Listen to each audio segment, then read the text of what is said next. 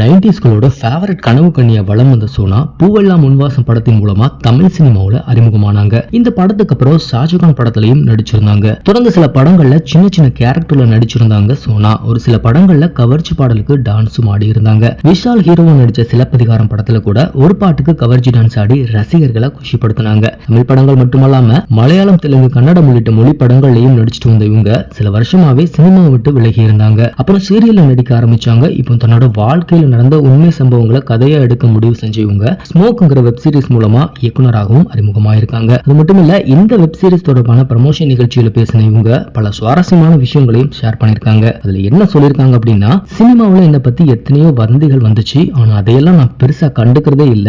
நானும் நடிகர் பிரேம்ஜியும் காதலிக்கிறதா கூட செய்திகள் அந்த டைம் பரவுச்சு. அதுல கொஞ்சம் கூட உண்மை கிடையாதுன்னு சொன்ன சோனா, உண்மையை சொல்ல போனா பிரேம்ஜி எனக்கு ஒரு நல்ல நண்பன், வயசான குழந்தை, அவ்வளவுதான்னு விளக்கம் கொடுத்திருந்தாங்க. தொடர்ந்து பேசின சோனா, என்னோட பயோபிக் எடுக்க விடாம நிறைய பேர் என்ன மிரட்டினாங்க, ஆனா அந்த பிரச்சனையெல்லாம் சமாளிச்சு இந்த வெப் சீரிஸை நான் இயக்கியிருக்கேன்னு சொல்லியிருக்காங்க. அது மட்டும் இல்ல, நான் யாரையும் பழிவாங்குற நோக்கத்துல இந்த வெப் சீரிஸை இயக்கல, கவர்ச்சி நடிகைங்கிற பெயரை மாத்தி இயக்குனர் சோனாங்கிற பெயர் எனக்கு கிடைக்கும் அப்படிங்கிறதுக்காக இந்த வெப் சீரிஸை நான் இயக்கியிருக்கேன்னு சொல்லியிருக்காங்க. இந்த மாதிரியான இன்ட்ரெஸ்டிங்கான சினிமா நியூஸ் பத்தின அப்டேட்டுகளை நீங்க உடனுக்குடன் தெரிஞ்சுக்கணும்னா மறக்காம நம்ம சினி மாடல் சேனலை சப்ஸ்கிரைப் பண்ணிக்கோங்க.